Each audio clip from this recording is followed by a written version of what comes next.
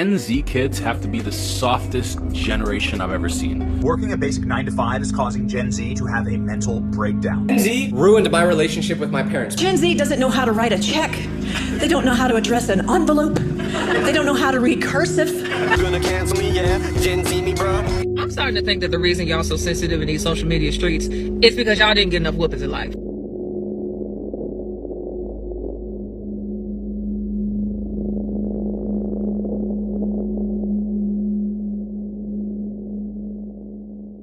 Gen Z is ruining everything. What are we gonna do? Hi guys, Corey here. I'm your Gen Z stand-up comedian little sister that you forget to check in on sometimes. And you go, I wonder how she's doing. What's she doing out there?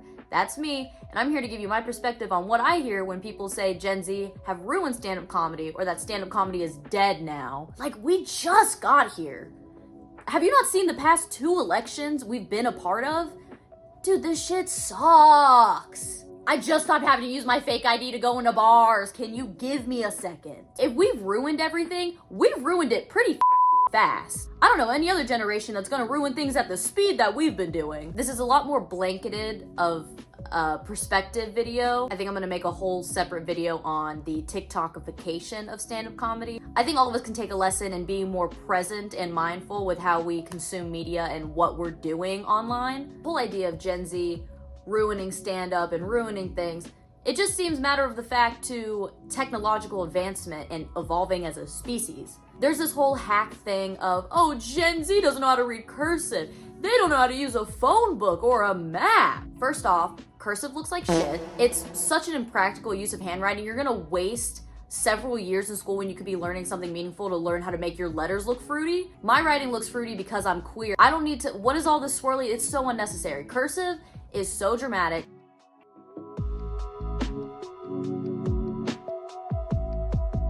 As someone who performs stand-up comedy about 3 to 5 nights a week with other comedians who are on different parts of their comedic journey, all within the age range of about 27 to 45 with some outliers like me in there, I hear a lot of shit about my generation and social media and how you just can't say anything anymore. Called woke comedy, right? And how stand-up is fucking ruined. Truthfully, stand-up is making more money than it's ever made. It's more accessible than it's ever been. It's the easiest it's ever been to participate in. You have more opportunities to try and make it, as a comedian or a writer or an improviser or an actor than you've ever had before. It's because of social media that, half the comedians that are mainstream and popular now even got to that point. I think a lot of the people who complain about where stand-up comedy is at, it comes from a place of jealousy and jadedness that they didn't have those opportunities when they started and they don't know how to access those resources. So a lot of what I hear from people older than me, my elders, because I'm 22, I'm gonna live forever. I'm never getting old. I'm never dying. I'm gonna be this cute for fucking ever. Social media can be an incredibly frustrating place. Everybody's little fucking niece has 100, 200,000 followers on TikTok. And they're getting brand deals and they're creating generational wealth by just... She's really good. ...into a camera. And that's insane. That's crazy. That's still like an entirely new opportunity we didn't have 20, 30 years ago. It comes from a place that they don't want to learn how to access. These opportunities should just come to them. They shouldn't have to try to do it. So here's the accountability thing. Unless you're me, you can't possibly know everything. We are responsible as human beings to grow. Social media is like your portfolio. It's something everybody can access, even if it's private. Like, it's an accessible digital portfolio of what you can do. 9/11. And if you don't have a way to show people what you can do, there's gonna be 100 other people that can. And I'm 22, so I know everything about life. And I'm gonna live forever. With the accessibility that stand-up has now that it didn't have before, there's also the access to a lot of bad stand-up. I'm not saying, like, a lot of bad stand-up does make it through. Comedy, it's subjective. I don't know if you know that, but just because you find something funny doesn't mean other people are gonna find it fucking funny. I took my parents to a stand-up show and I get off stage and my stepmom goes, well, the audience really liked you. not telling me if she liked me. I kind of got the impression that my parents did not think I was funny, which is fine. I go out and I watch the rest of the show with them, and I'm just watching them watch the show because I'm trying to figure out what the fuck they find funny. And what they're finding funny is like puns. I'm sitting there going, huh, this is my parents' sense of humor. Comedy is subjective. That's interesting.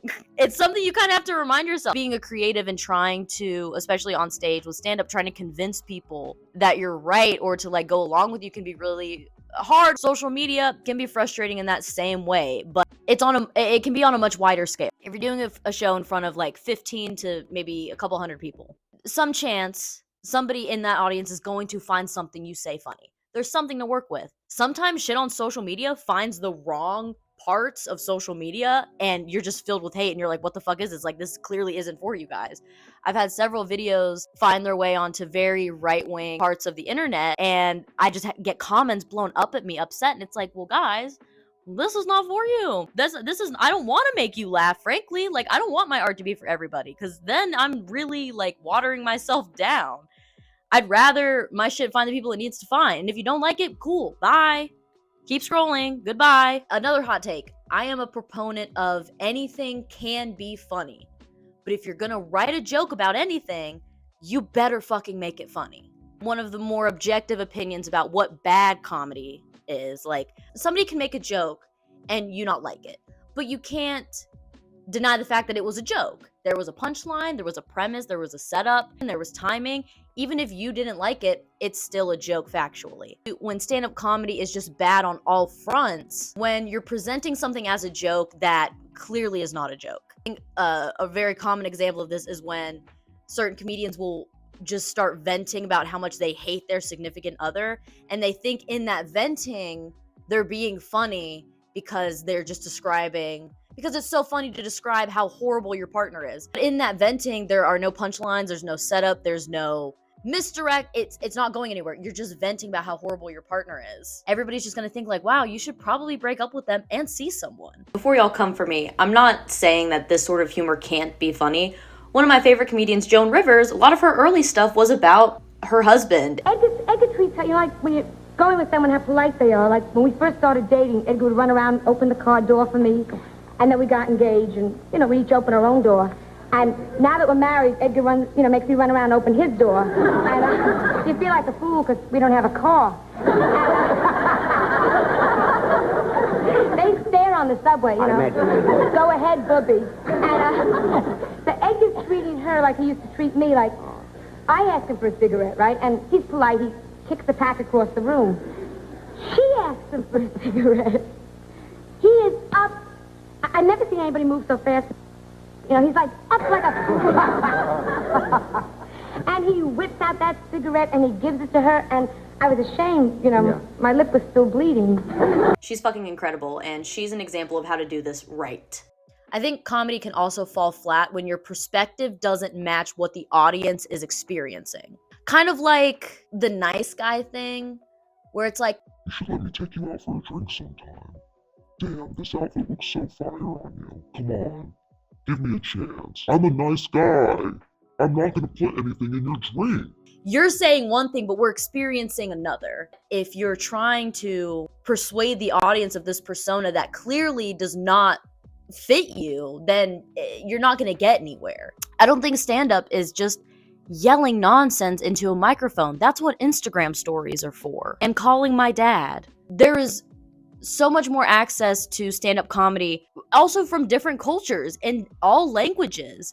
Stand-up is so much wider of an art form, and there's so much more perspective in it, which makes it so beautiful and so good. We can access stand-up on TikTok, on Instagram, on every video, on all streaming services, live streaming services. People live stream stand-up shows all the time. It's not just like sitting around a TV waiting for HBO or Comedy Central or something to pop up, or having to record something. It also gives you more access to an audience. You can have an audience anywhere in the fucking world. It doesn't even have to just be in your local town, or you don't have to like go to New York and try to fucking make it. Like, you have so many opportunities to do something in stand-up, or do something in like comedy in general, whether you're an improviser or you're just a comedic writer, or I don't know, like any art form, there is so much more access to be involved in the community directly and to really take advantage of resources to help you.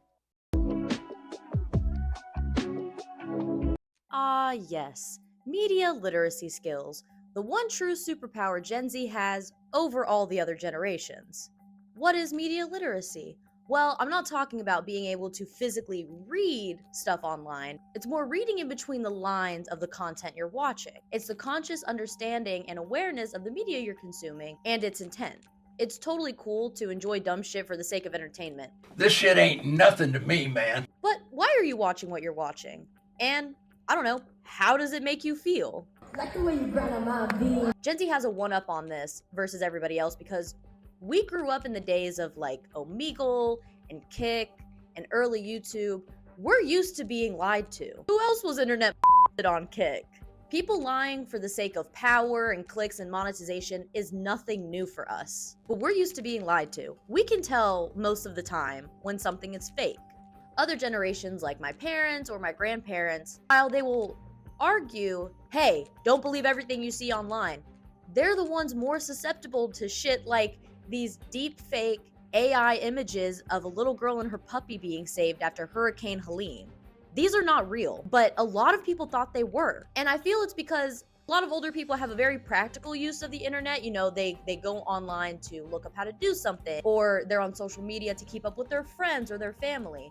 They're not thinking, oh, somebody's gonna be lying to me about something important. That's crazy. Why would you do that? Exactly. Why would anybody lie about something like this? And more things like this are being created. I mean, fuck, now we have elected world leaders and wannabe world leaders spreading actual fake news. They're eating And posting AI-generated content to their own social media platforms. People want to think that they can't be influenced, but this is the type of shit that is influencing real elections and real people. Media literacy is more important now than it's ever been, and it's going to keep getting more important with how advanced AI is getting. A lot of people take offense to the fact that they could be tricked by AI, but that's the point. The whole point is to trick you. Nobody is safe from this. We are all susceptible to being God. I believe this first one is real. Okay, sick. Good start. Fake. Yeah, the people look weird. Yeah, again, the people look weird in this one.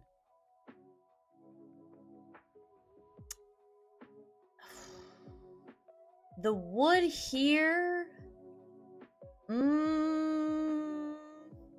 Okay, it was real. All right. This is fake. Fuck. Okay. God, see, now I think everything is... Okay, she doesn't even have a face. That's not even a face. This is fake. Oh my god. Real? Okay, okay. This is real. Okay, yep. All right, we're on track. This is real. Yep, okay, cool. Look at that. We're on track. This looks fake. Dude, what is this button? What is this button? Okay, yep.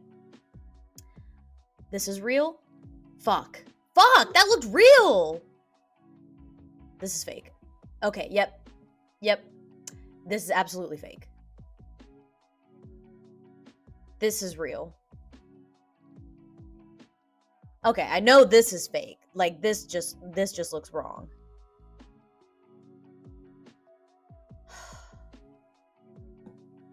Real?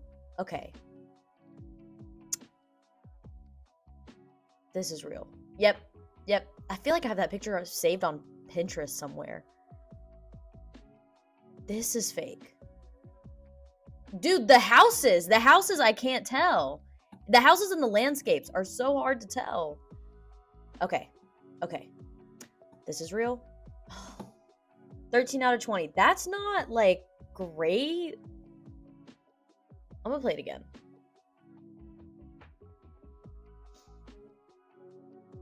$14 out of 20. Being aware of the content you're consuming, its intent, and why you're consuming it can really combat this. Does what you're watching make you feel good? Why are you watching it? And if you're constantly interacting or seeing content that you don't like, stop interacting with it. It's just certain stuff that I shouldn't have to tell you. Granted, this creates a hell of an echo chamber. I'd argue every single one of our social medias is an echo chamber. We're only interacting with a very small fraction of the internet, so we're creating our own little universes for ourselves on our smartphone. The least we could do is make it something cool and creatively productive. It's so easy to fall down into these little rabbit holes of bullshit. I used to fall down into like Vsauce rabbit holes, and I would just sit there and try to watch everything and figure out what would happen if the earth was a mirror, or the fact that I'm not actually touching anything. But now we have people and young kids getting into these really harmful online communities that do nothing but bring a certain amount of people together while pushing everybody else apart. I know with social media, it can feel like virality beats hard work. It can feel like virality beats just years of hard fucking work. Especially with everyone's little sister having 100, 200,000 followers on TikTok, and they're getting brand deals and they're 12 creating generational wealth, and you're like, what did I even go to fucking college for? As a creative, in any field, it can be a mindfuck to figure out how to submit to getting an algorithm to favor you. My most viral joke is a joke about my vagina. And of course, of all the jokes I've posted, that's the one that goes viral. And all of my comments, it's what you would expect. Once you've read 5 hate comments, you've read all of them. And it's maddening. Of all the other material I have, this is the one that people wanted to interact with. I'm not trying to rage bait. I'm trying to pursue something. And because of how y'all interact with your social media, the algorithm pushed out that video. Of all the stand-up videos, it pushed out that one. And it's interesting because most of the people in my comments, they're older than me. It's so funny that the ones who end up complaining about, oh, you can't say anything anymore, everybody's a snowflake, are the ones who complain when they hear a joke that they don't like. They're the ones complaining, and they're the ones getting offended. If you don't like it, it's not for you. I think the biggest problem is, as an artist, if you can't evolve with the thing that you're passionate about, then yeah, you're gonna get stuck. You're gonna be frustrated. I feel like a part of being an artist, all the artists that I really look up to are ones that as they got older, they got better. They grew with time. They learned new things. They really honed their craft, and they moved with the time. And I'm going to wrap in comedians that just feel so fucking compelled to talk about trans people. These cis, white, heterosexual male comedians that are not fucking funny. Hello. Thank you for being here. Just want to start this off. Women with coke just feel the need to just berate trans people. It's interesting because being dumb or confused can be funny, but when you're that grown and you have that much of a platform and that much money, you're just telling us that you choose to not learn anything. You're choosing to not learn new information. You're choosing to be stuck in your ways because that's where you've sold out to. It makes you money. And cool, that's fine, but it's not fair for you to complain about things that are when it's information that's easy to access. When you have the world at your fingertips on your smartphone, there is no reason for you to be confused about anything. You could just fucking look it up. Even if you don't get it, okay, you don't get it. That says more about you than the world around you. I think a big part of this too is that human beings love nostalgia. We fucking, oh wow, do we love the good old days? Dude, I think about it now being in my own place. I kind of miss when I was just playing with Barbies and acting like I had my own place. Now I have so many more responsibilities and shit to do. Damn, I really missed when I was in my grandparents' driveway just trying to learn how to ride a ripstick. Now I'm having to worry about keeping my lights on. That's crazy. Much better things were before. I feel like things have always been how they've been. If we're not worried about one thing, we're worried about a fucking other. We create something new, now we have new problems. I'm 22. I know everything about life. So I think the biggest disparity with it is that my generation grew up with this technology.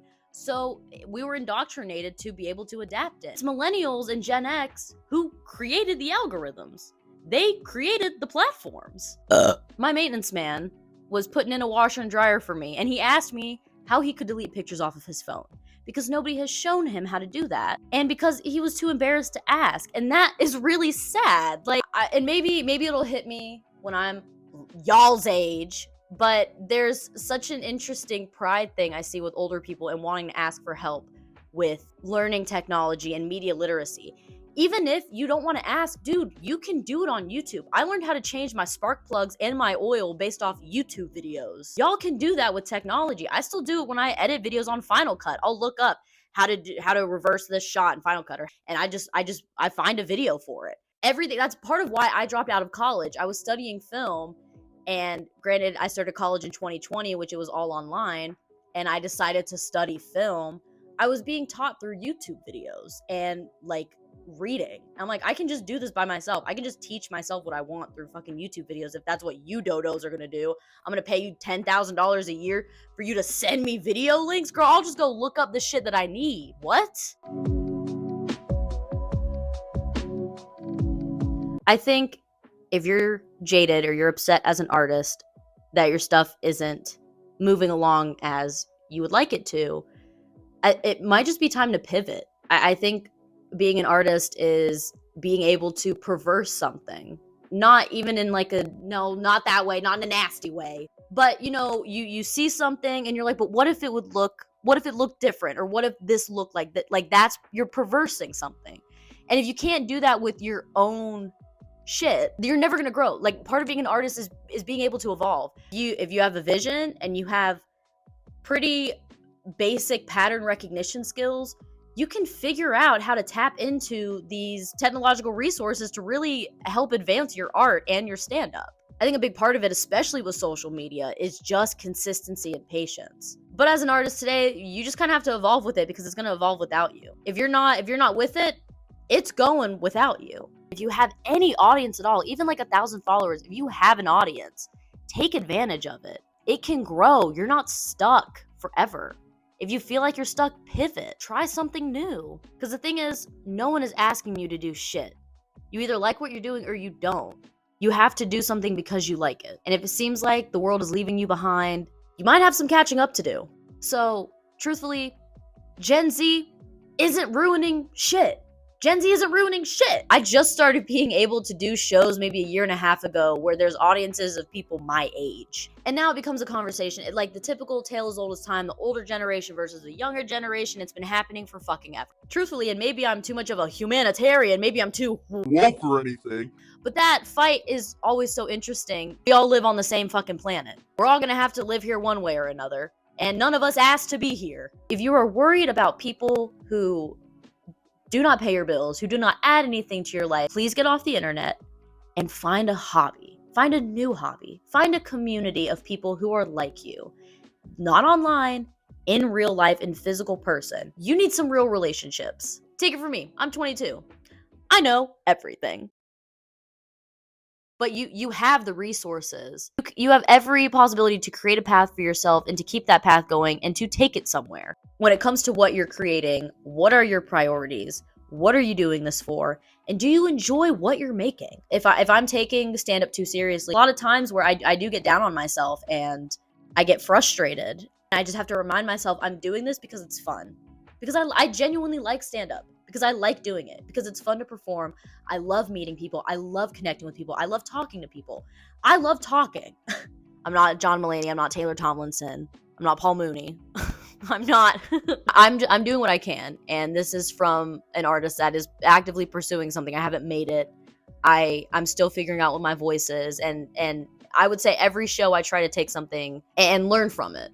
Whether it's good or bad. People argue that you learn more from failing than you do from actually succeeding. And I feel like with stand-up, that is true. You will learn more from bombing than you will from doing well. Because when you do well, you're like, all right, cool, shit, it works. But when you do bad, you really have to sit there and be like, what the fuck happened? And you really learn about yourself. You learn how to resolve conflict. You learn how to like be there for yourself and how to find your own sense of confidence when you can't get it from your environment. And social media can make that a lot harder to figure out. And it's not just because I'm Gen Z doesn't mean it's easier for me. And this is sadly where my mic died. So to end the video, things are not easier because I'm Gen Z. Things are not harder for you because you're older. You can do it. Gen Z isn't ruining anything. You can just do what you want. Well, guys, that's the video. I hope it made you think a little bit maybe about your own media literacy, maybe about the way that other people use technology around you, or maybe it gave you some hope to actually try to use it to your advantage. But I do hope you enjoyed this video. I'm thinking of making more content like this, so if you did enjoy it, please let me know. Even if you didn't agree with me, I would love to know what your thoughts are and your perspective on the matter. So I hope you guys have a great holiday season. Until next time.